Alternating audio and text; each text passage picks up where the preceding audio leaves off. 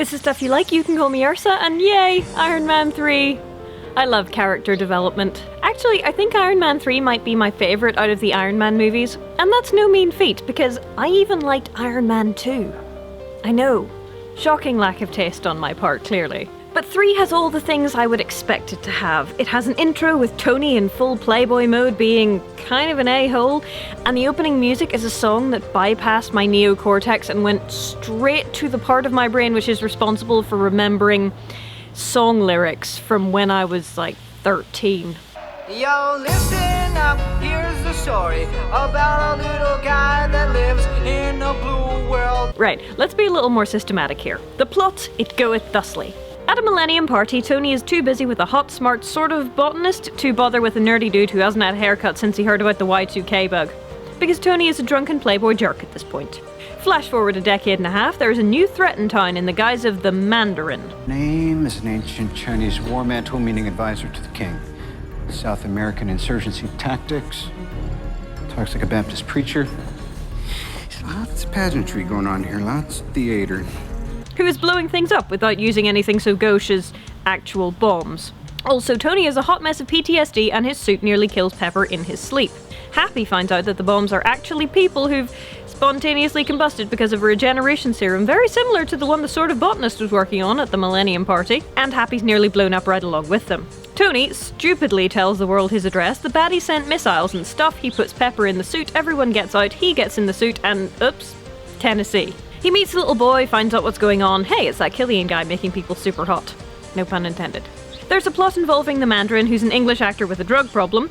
And they knew about the drugs. What did they say? They'd get you off them? Said they'd give me more. There's some president kidnapping, a big fight, Pepper is dead, oh wait, she's not, and she's very, very cross about being experimented on. Tony destroys all of the suits that Trauma built because symbolism, and finally gets the metal shards removed from near his heart. Because yay for scientific progress and more symbolism. After all, before Afghanistan, Tony defines himself exclusively by his playboy, genius, billionaire, philanthropist sort of shtick. Post-Afghanistan, all of the symbolism revolves around his arc reactor, but now he doesn't need it on all the time anymore. He can put it on and take it off, rather like Iron Man. He doesn't need to be Iron Man all the time.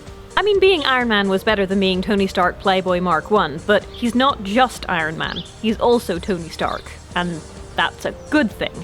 For all that the MCU tries to stay away from an everything is indisputably grave kind of tone, they're willing to dig into just how broken this set of heroes actually is. Steve and Tony both have probably PTSD, Natasha has some issues, Hawkeye had a god in his brain.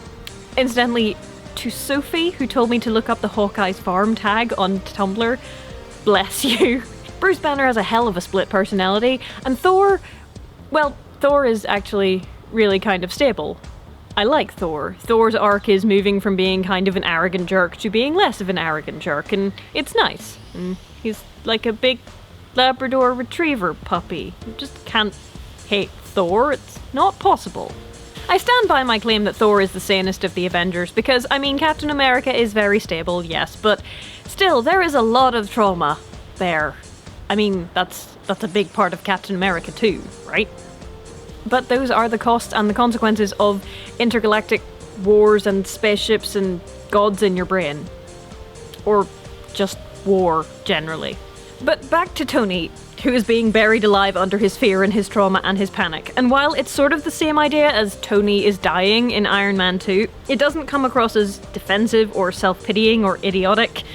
It instead comes across as someone trying oh so very hard to do the more emotionally mature thing this time. Like, not succeeding massively, you understand, but he is trying. Anyway, I really like the plot because it's basically The Incredibles, with, like, the Mandarin sort of layered on the top there. Which probably makes more sense than the Mandarin as an actual East Asian dude doing all of these things unironically? There's gotta be a better word than that, that just makes him sound like a hipster, but you know what I mean, right? It's all layers upon layers of weird misdirection, which is why it rings so false and hyperbolic and over the top. It's supposed to keep your eyes on the big, fake, scary boogeyman while we quietly take over the world with the power of well-cut suits and charm. In addition, Tony's past as a genius, billionaire, playboy comes back to bite him very hard. like, your alpha male ideal is cracking up, and I like that too. This is reinforced by how the film is framed, with Tony's narration at the beginning and sometimes in the middle and at the end.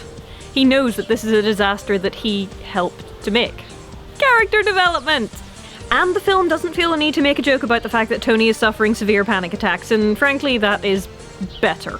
When we talk about Captain America the Winter Soldier, we're going to crack into modern masculinities a bit more and how Marvel works with those. But for now, let me say this.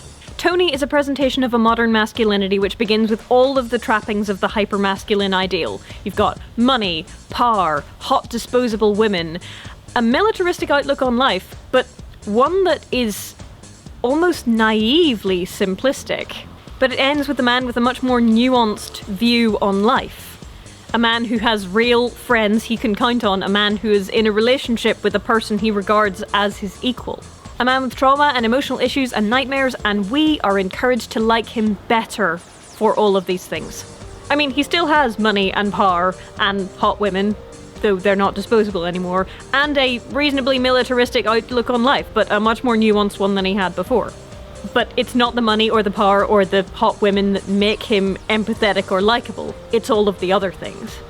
In my first Iron Man Tony Stark related episode, I talked about how you make a character who is kind of a jerk empathetic. And given my druthers, this is how I would do it. Because at the end, Tony is still Tony. He's still cocky and makes inappropriate comments and doesn't know how to deal with children at all. He's still irreverent and a workaholic and occasionally a total muppet.